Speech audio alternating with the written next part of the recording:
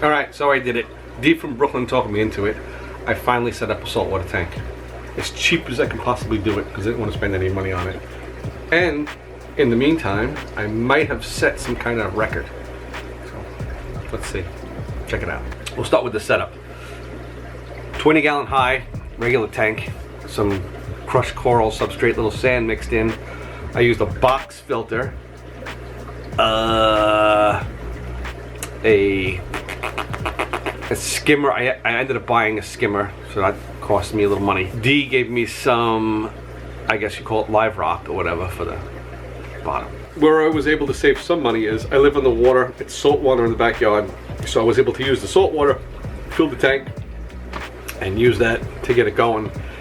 And I sourced some local fish from there to use that to cycle the tank. It was the cheapest way I could think of doing it. So if you want to look up the local fish I'm using, it's really called a mummy chug, but we call them killies. If you go to any tackle shop and you want to buy them for bait and stuff like that, they're called killies. And like what you call a minnow trap, we call a killie trap. Throw it in the water, little bread, whatnot, pick the trap, and then that's how you source the local stuff. And that was how I caught my starter fish to cycle the tank. So one of the big fears with using locally sourced water, locally sourced fish, is introducing parasites. But it was the winter, it was the middle of February when I took this water, so the water was very cold, fish were very cold, and I figured, what are the odds of getting parasites? And I guess the odds are pretty good, because when I introduced them to the tank, there was an anchor worm on one of the killies right off the bat. So I had to remove the killie, take the anchor worm off, and put him back. But I didn't see any other parasites other than that, so that's a good thing. So turn the clock ahead a month or so. I had some test kits, testing the water, doing my water changes. Tank gets cycled, and now it's time to introduce some clownfish. That was the plan the whole time, is to get a couple of mist bar clowns. So I picked them up, I drip acclimate them, and then I introduce them into the tank. Now this is where things started going wrong. I don't know if you can see, but the killies were chasing the clowns and making them crazy. It didn't work out. I had to stop everything, get the clowns out, and then get all the killies out, and then cool them down, put them back in the ocean, and then put the clowns back in the tank by themselves. So clowns are doing good, everything's doing fine, and here's where the world record comes in, is I start seeing fry in the tank. It turns out the killies, I guess, laid eggs, they bred in the tank, and now I have a bunch of killies in the tank along with the clowns, which killies are growing very fast. These guys, lightning fast. So yeah, in like a month I was able to breed fish in a saltwater tank, just like that. I don't know, did anyone else do it faster than that? I didn't do it on purpose, it just kind of happened. So here it is.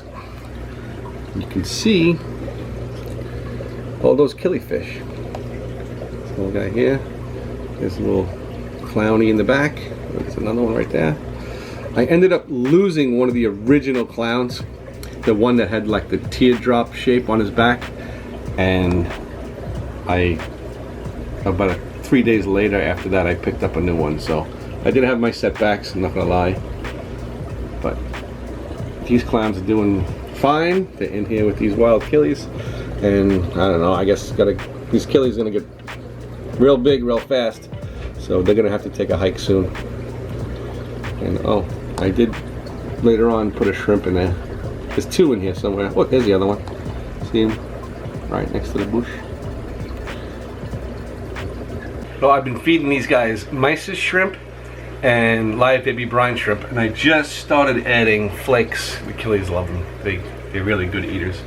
The mysis shrimp are actually a little too big. I have to shave them while they're frozen and put pieces in there. But they've eaten, so far so good. And there you have it. There is my salty tank with a box filter. Is this gonna work? I don't know. So far it's working great. It's been 2 months. This thing's been up and running. I do my, weekly or so. I do 25% water changes, and so far so good. I'll probably add a real filter in the future, but until then, I'm not going to rock the boat with this thing until I get better stuff. And I'm too cheap to buy this stuff. So there you have it. So I did pay about $45 or so for the skimmer, and that's about it. Oh, and the fish were $16 each. They were $32 for the clowns. These guys were free. Take your money to drink. All right. Here's the official disclaimer. Do not follow me for any saltwater aquarium advice. If you want to know how to catch saltwater fish and you want to cook them and eat them, I got you. But this stuff, you get the wrong guy. Go somewhere else on YouTube, try to figure this stuff out. I'm just trying to figure it out myself, so don't try to learn anything here. I'm probably doing it wrong anyway, so that's all I gotta say about that. So thanks for watching. See you guys later. Bye.